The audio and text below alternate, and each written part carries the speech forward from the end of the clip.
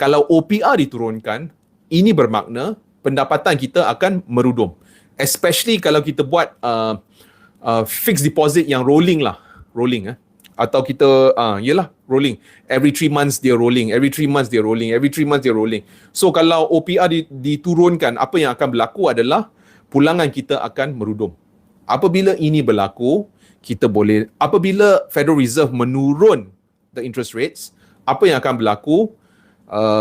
Those holding cash assets atau pemegang untuk FD dan pemegang untuk fixed income, apa yang mereka buat? Mereka akan jual aset sebab pulangan mereka telah merudum. Pada masa sama inflasi sangat tinggi kan. Buat apa mereka letak duit dalam FD?